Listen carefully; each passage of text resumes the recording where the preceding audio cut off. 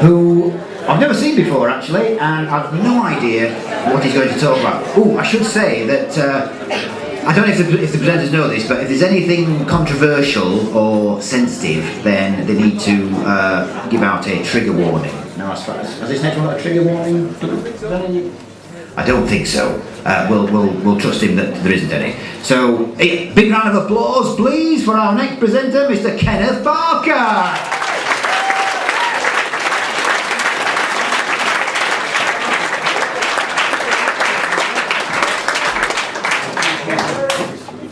Yep, I'm good.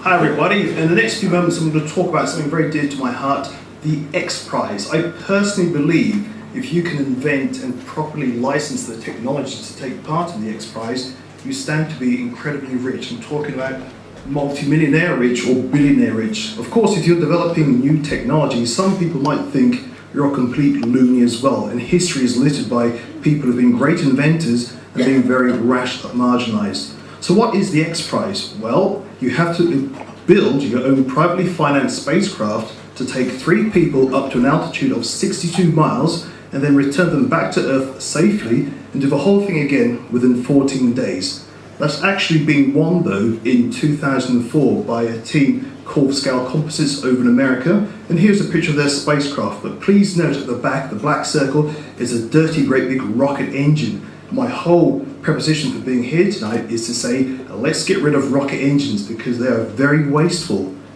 I say, if you could lift a 10 kilogram object at least 10 meters off the ground, how could you do that? Could you actually scale that up to lift something like 100-ton payload into space, but without using rocket engines, yeah? But one thing you can't do though, is use some of the following bits and pieces.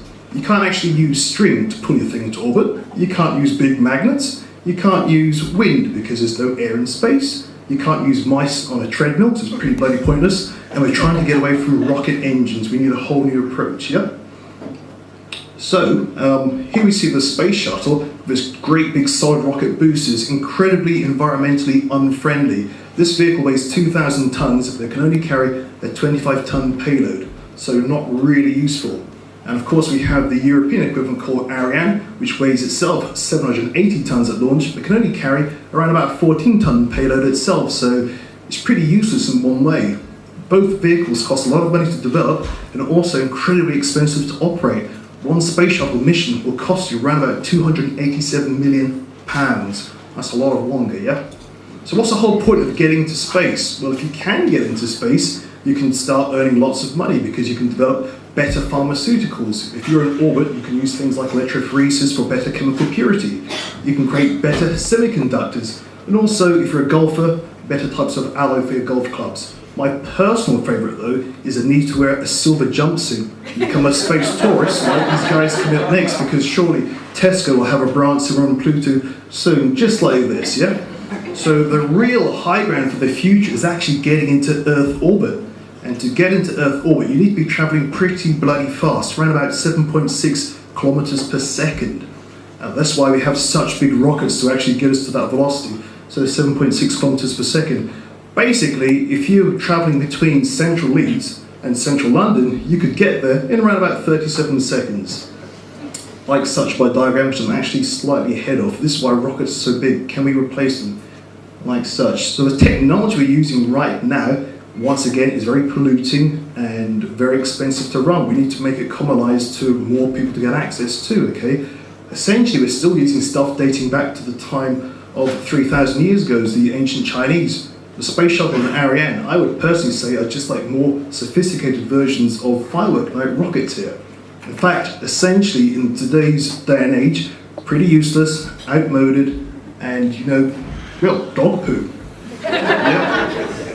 Not many people can operate a spacecraft without having lots of money. As such, I personally suggest, unless somebody here tonight can come up with an idea to create a new form of propulsion, we need to get a group of geeks in a room and get them to absolutely start to blue sky. Just like this chap here, get them to come up with some really useful new answers. Well, as you can imagine, some people are already working on new forms of technology for propulsion. Yep. Allegedly, the American Air Force is working on a craft called the TR-3B, which supposedly doesn't exist, but it uses a thing called a magnetic field disruptor, which actually reduces its mass by 80% so it can fly around a lot faster.